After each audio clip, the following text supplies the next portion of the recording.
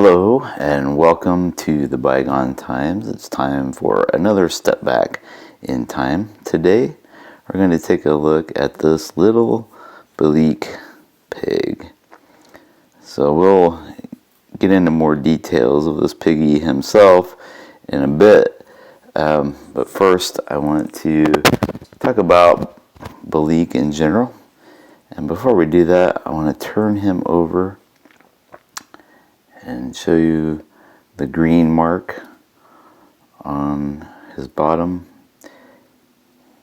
It's got the word Belleek here and a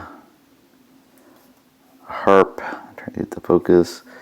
A couple of towers and then a green mark down below.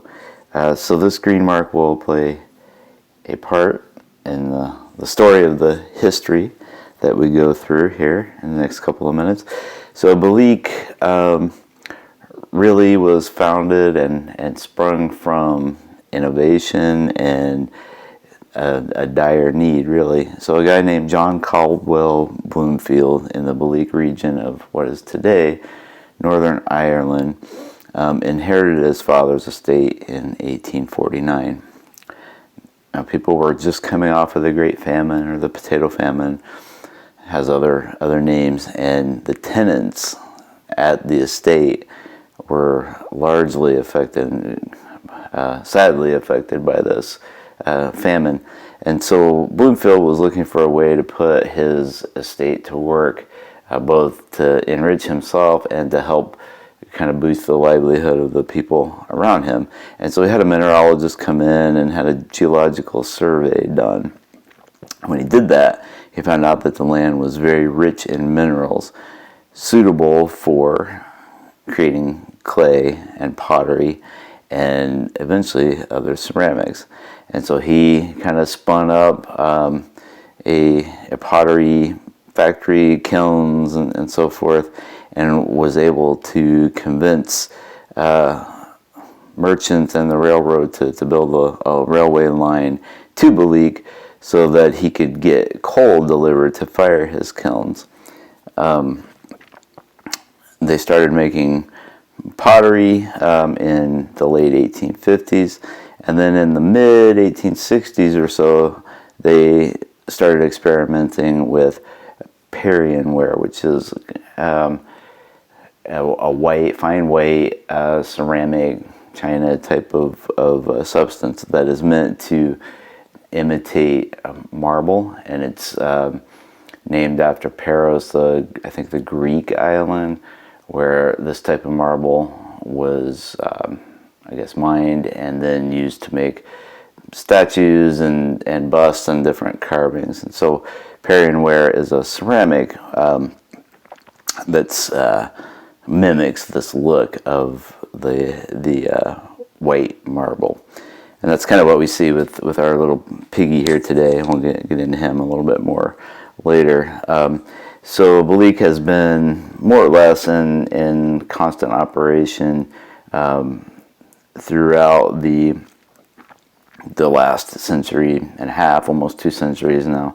During the First and Second World Wars, Belleek kind of transitioned to producing earthenware, heavier kind of stoneware and thicker pottery that served a more utilitarian purpose and probably helped with the war effort.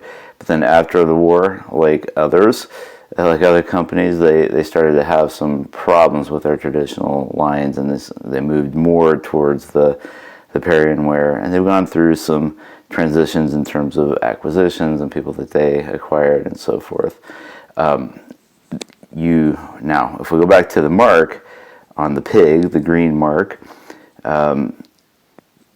amongst collectors, you'll hear them talk about which mark is that, and the first black mark is the most desirable. That's the oldest mark that you'll see on a piece of Belleek.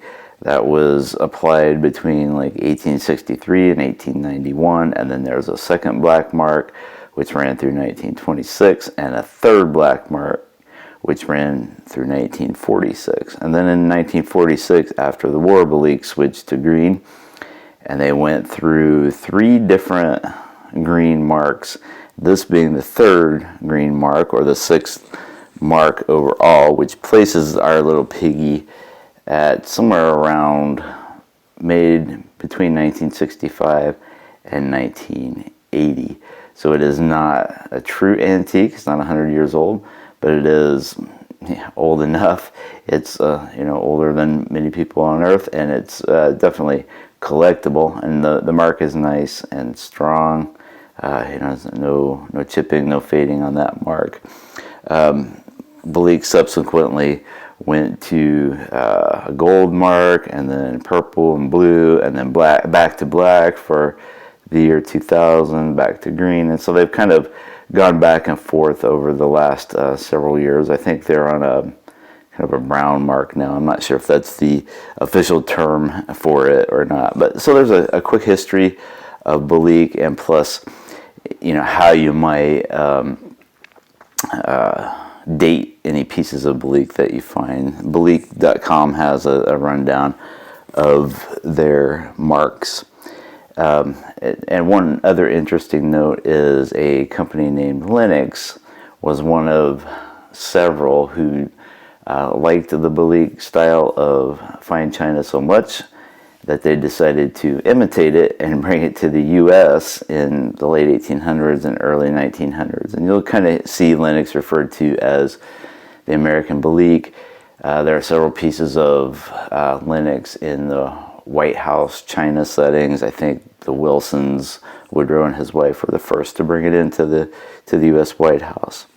All right, enough of that. Let's look at our little piggy here. Can name him whatever we want. How about Herman? He's a little bit washed out from the light in this room, and because he is so white.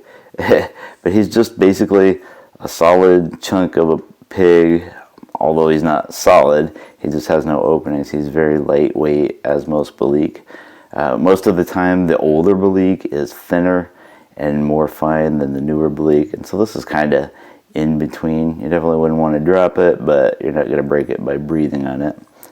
You can see that his ears have survived fine over the years. A little hard to see here, but the ears also have a yellow tinge to them. And so that's something that you'll see with Belleek and some other Parian ware as well. He's got his little squiggly tail.